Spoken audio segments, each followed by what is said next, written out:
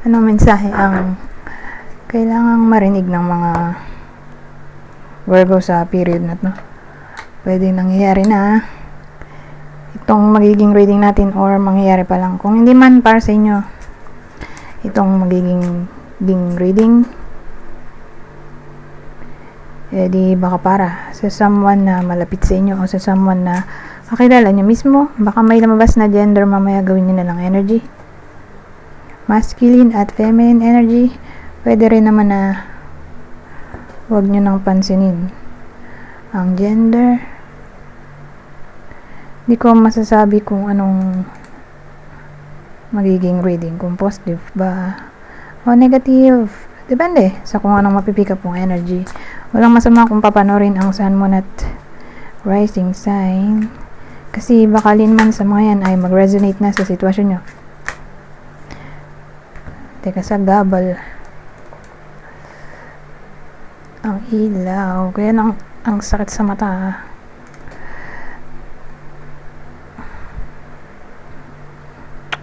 Wala na gaganda.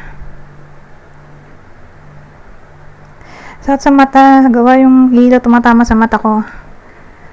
Sumasakit ulo kapag sobrang liwanag.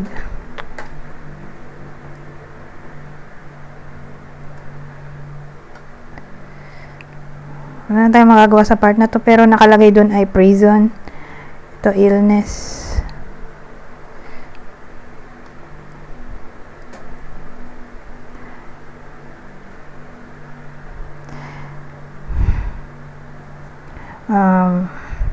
Tree. Ayun. Ship. Hospitalization kasi to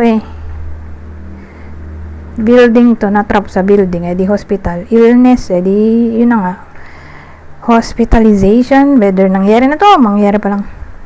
May iba sa inyo na ma-hospitalize o baka nasa hospital na talaga, or anyone na malapit sa inyo na gano'n, nasa hospital or ma-hospitalize pa lang. Don't worry, may healing dito at yun yung change na sinasabi dito. Okay, don't worry, may good change. So ibig sabihin, may pag-asa pang gumaling. Okay, hopefully, base sa nakikita ko,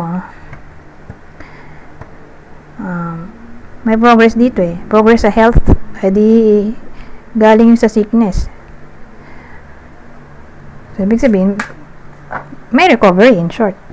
Saan ang recovery? So whether nangyayari na yan o mangyayari pa lang yung illness natin doon. Pero kung hindi naman necessarily hospital agad to, parang na-confine lang siya. Kumbaga na-confine sa hospital or sa bahay. Papagaling. Kumbaga hindi siya makaalis dahil nga may sakit. Ano pa naman ngayon, tag-ulan. So maraming maaring tama ng ubat sipon.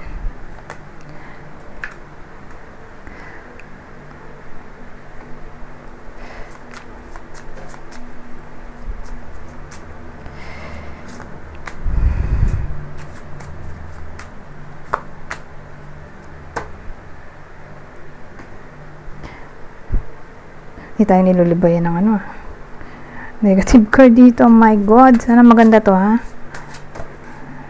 Hulog na. Ganda naman yan. Ay, maganda rin. Thankfully, ito lang ang alanganin, sorrow Teka, ayusin ko muna.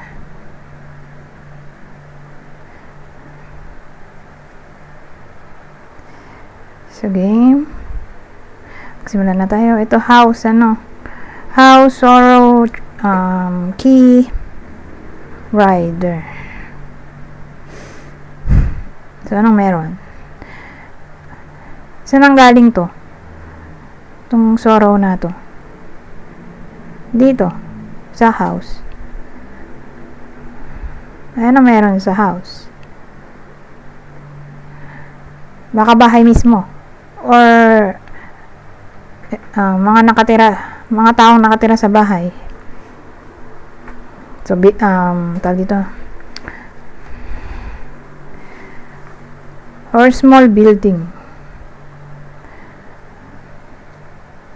Second floor, ano.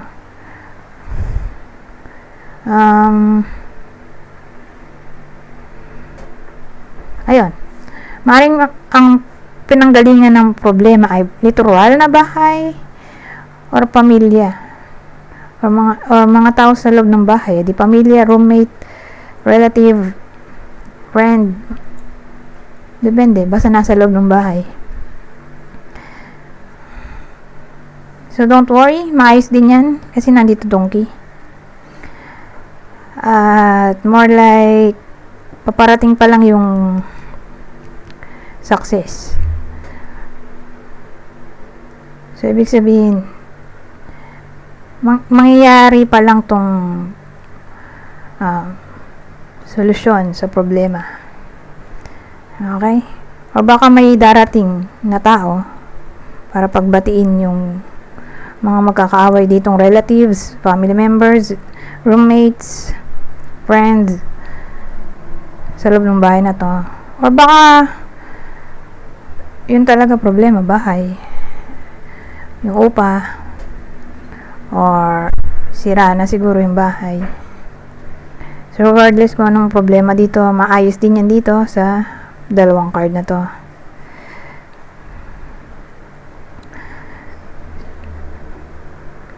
So again, darating pa lang or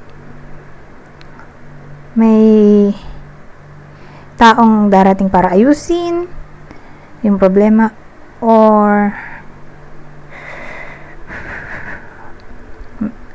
may communication tungkol sa solusyon or darating pa lang ang solusyon or success. Ganda ting.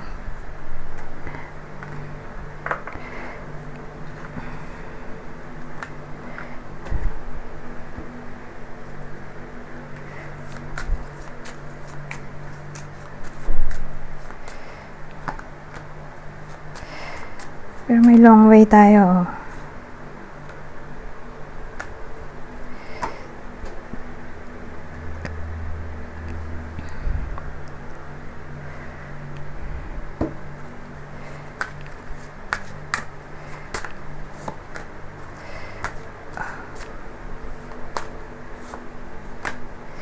Oh, thankfully, nandun ang the sun. Kinabahan ako.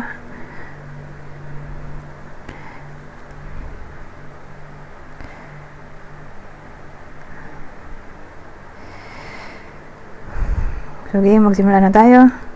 Ito, long way. Hindi nga lang makita gawa ng ilaw. Kaya lang, nice ko na yung ilaw. Kaya lang, wala na akong magawang paraan. So, sabi dito, long way, marriage. Broomsticks, saka whip. The sun.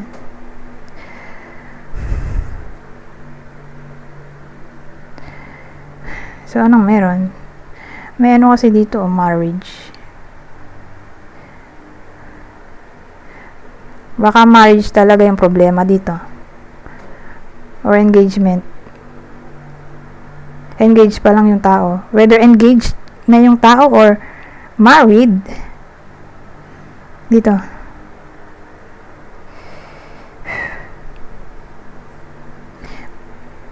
May chance kasi ng conflict dito sa whip. Maaaring ang pinag-ugatan ng problema ay long distance relationship.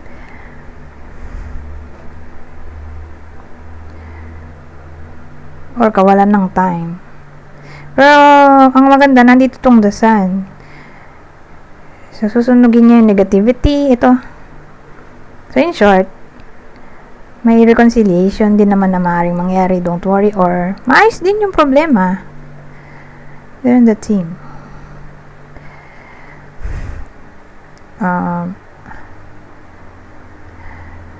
Ngayon, let's say, hindi to marriage or engagement. Sabihin natin anything to do with partnership, agreement, contract, na parang nagkaberya dito. Maayos din yan sa period ng 3 months to 2 years. Oh, grabe, tagal naman 2 years.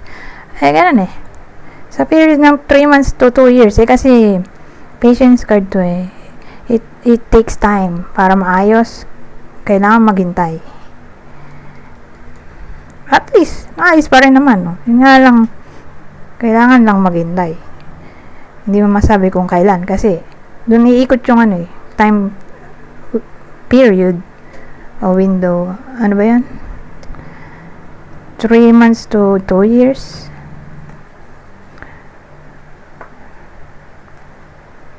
Kasi parang nagkaroon ng conflict dito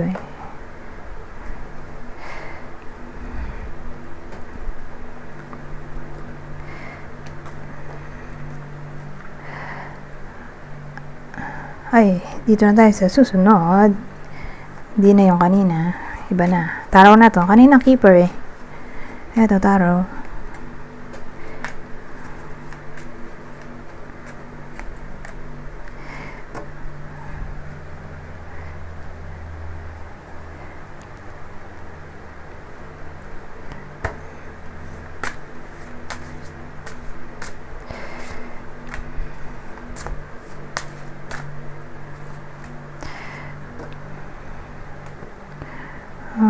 Ano kaya to?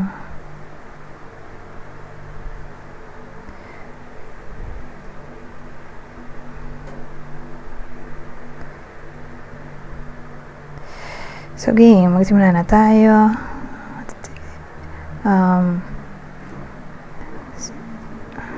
Nine of Pentacles. Ito, the Lovers. Ito, Sight. Ang tawag dito? Stars. Ano kaya to?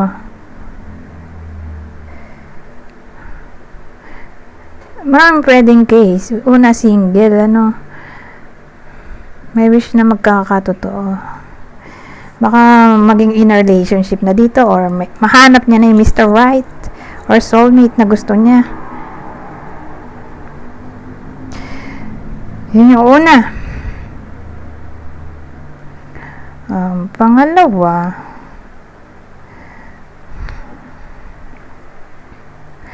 ano ba pangalawa? Sabihin natin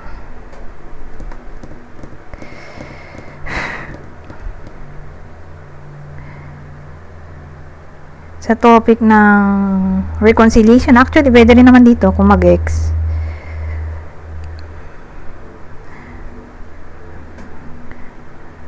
Kasi parang ang bida dito, single siya. Kung ex, pwede rin. Reconciliation. Kung ex, teka, baka malimutan ko someone yun na darating sa buhay ng single dito. Whether kayo mismo to, or person nyo, or anyone na malapit sa inyo. Someone yun na darating sa buhay niya. Pisces, Aries, Virgo. Ngayon, kung ex-partner, reconciliation, diba? Ito yung possible ex-partner. Pisces, Cancer, Leo. Ngayon, yung pangatlong senaryo, mukhang nalimutan ko na. Ano ba yung naisip ka?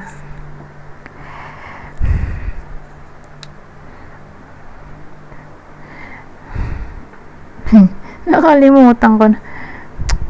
Kasi baka malimutan ko rin yung zodiac sign, kaya inuna ko na.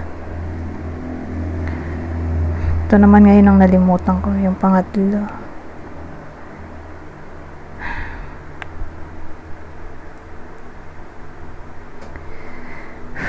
Baka magpa-consult ang iba sa inyo sa astrologer. Sa period na to, para yung single para alamin yung takbo ng love life niya. Astrologer. May iba naman magpapakonsult sa doktor. Pero thankfully, okay naman yung health. Or sabihin natin nagka-problema, kaya nga napakonsult sa doktor kasi may problema. Yung lab test, either okay naman or kaya pang gamutin ng gamot. Okay?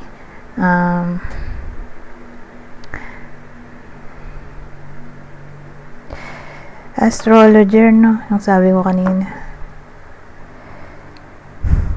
Isama na rin natin psychic. Pa-consult sa psychic.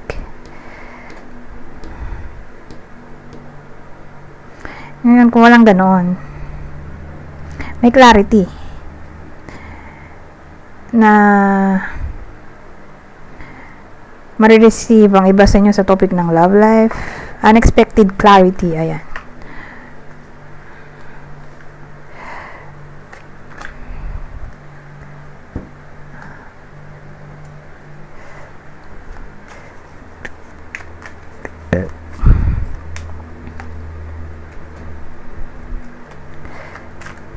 Ba to? Judgment.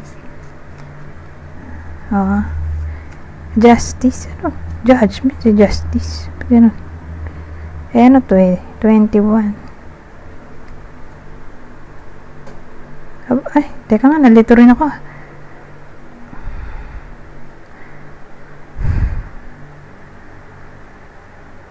World pala to.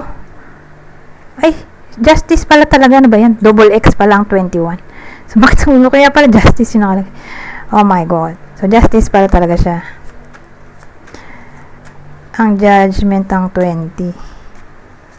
World ay 21. So, double X ang 20.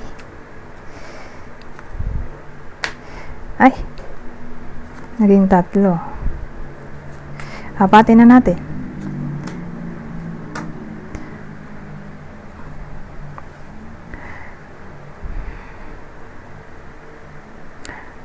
Delete nga lang ng cards. Pero cute naman siya. Cute naman sila. Game. So, sabi nga, Justice. 9 of Cups. Oh, ganda nito. Wheel of Fortune. At ito rin. Ace of Swords. So, ang dulo ay Ace of Swords. Hindi mangyayari pa lang yan. Depende kung ano bang wish. Dito, ito kasi fortune Wheel of Fortune, magiging fortunate. So, depende kung ano bang wish. Ang gustong mangyari dito. Kasi more like, uusad Kasi gulong ng palad to. May progress. Sabihin natin, ang wish ay all about clarity, literal na justice, reconciliation, fair treatment, equal rights, respect. Ano ba pag justice? Balance,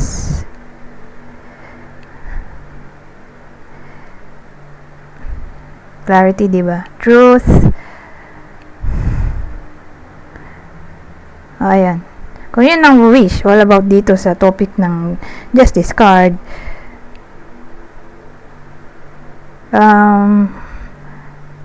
since Ace of Wands ang dulo, more like mangyayari pa lang siya kung magti-take action. Ganun kumbaga kailangan ng action para ma-manifest to ng mga to. Ma-manifest ang wish na all about justice card. Kasi nga buwan to so beginning stage pa lang.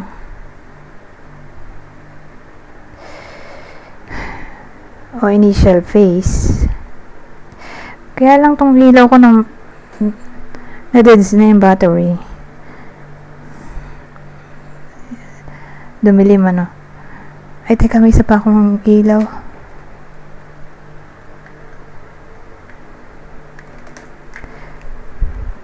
Balatan ko lang. So, kaya ang dating sa akin, Mangyayari naman yan eh. Itong mga sinabi ko dito. Kaya lang parang ang bagal ng ang bagal ng result. Kasi 1 pa lang siya eh. Eh kung nasa 10 na yan, di ang bilis ng result. Kaya lang nasa initial pa lang. Parang nasa processing pa lang. Don't worry, kasi naman to eh, Ace of Wands.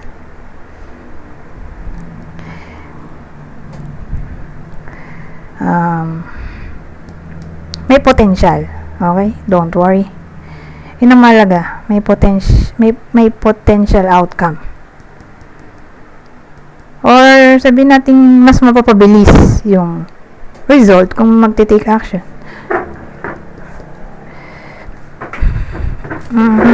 Ang lawak ng sinabi ko dito eh. Yung kasi meaning ng justice eh. Sa case-to-case basis.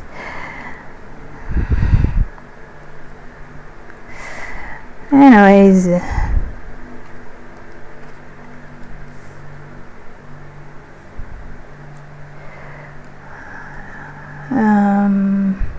Dito tayo sa deck na to. At itong isa pa, babasahin ko na lang itong dalawang deck na to para mabilis. Kunin nyo lang yung mensahe na sa tingin nyo ay fit sa inyo. Okay? General advice at prediction na to sa period na to. Ito yung general advice at prediction. Magkasamang prediction. Ito advice lang. Purong advice. Dito tayo sa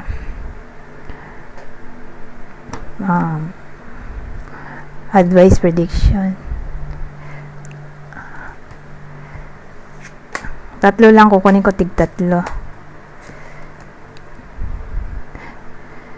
So sabi dito, reach out to others with love and compassion. Maganda siguro kung i-zoom in ko na lang, no? Para hindi ako mahirapan.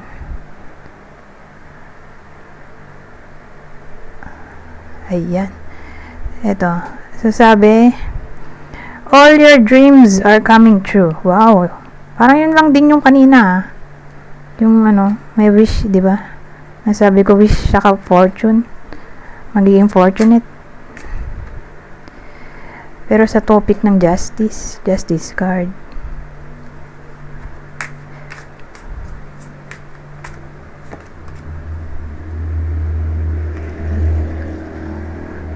Eto. So sabi naman dito, keep your eye on your goals and enjoy every moment.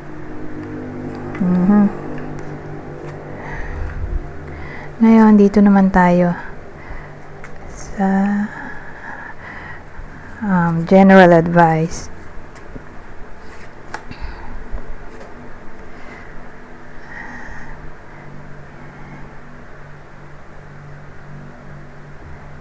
So sabi naman sa part na to, but I say to you, love your enemies, bless those who curse you, do good to those who hate you, and pray for those who spitefully use you and persecute you.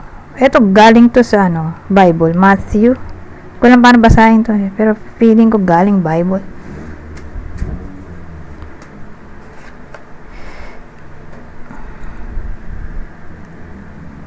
So sabi naman dito, gossip betrays a confidence, but a trustworthy man keeps a secret.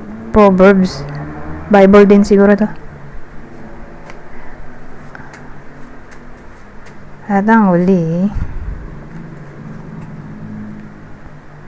eto Bible din to, Corinthian. Feeling ko Bible yan.